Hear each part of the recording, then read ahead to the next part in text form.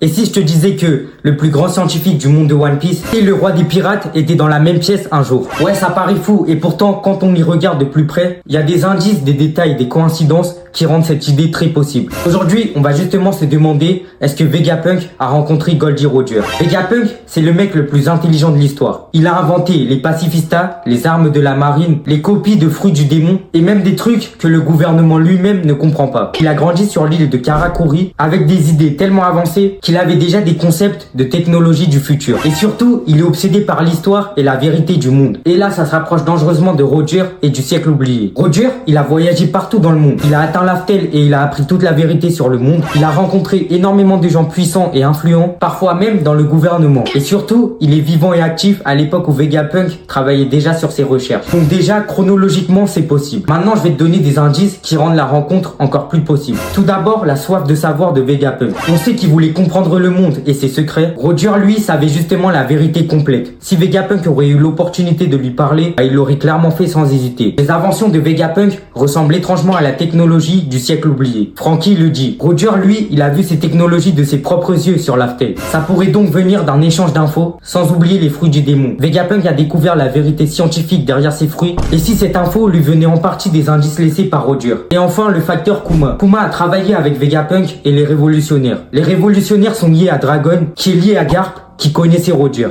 Tu trouves pas que ça fait beaucoup de cercles qui se croisent? Maintenant, on va parler des différentes théories de rencontres. Théorie numéro 1, une rencontre directe. Vegapunk aurait croisé Roger avant que ce dernier devienne le roi des pirates. Peut-être pendant ses voyages dans South Blue. Théorie numéro 2, via un intermédiaire. Vegapunk aurait reçu des infos indirectes de Roger par l'intermédiaire de quelqu'un comme Riley, Garp ou bien même Dragon. Et dernière théorie, après l'exécution. C'est la plus folle. Et si Vegapunk avait récupéré quelque chose qui appartenait à Roger après sa mort, genre un journal ou des notes? Ça expliquerait clairement comment il en sait autant sur le monde. Si Vegapunk a rencontré Roger, ça change tout. Ça veut dire qu'il sait déjà ce qu'est le One Piece, qu'il connaît la vérité sur le G, les armes antiques et même le siècle oublié. Et il joue un rôle énorme dans la guerre finale. Peut-être même qu'il a déjà prévu d'aider Luffy à terminer ce que Roger a commencé. Bref, on sait pas si Vegapunk et Roger se sont parlé, mais si c'est le cas, Oda nous a clairement caché ça pour un moment clé de la fin. Et honnêtement, connaissant Oda, le jour où on aura la réponse, ça va exploser Internet. Merci d'être resté jusque là, j'espère que t'as kiffé la vidéo. Si c'est le cas, n'hésite pas à la liker, à t'abonner et surtout à activer la cloche de notification pour ne rien rater des prochaines vidéos. On se retrouve très bientôt pour de nouvelles vidéos. Au revoir.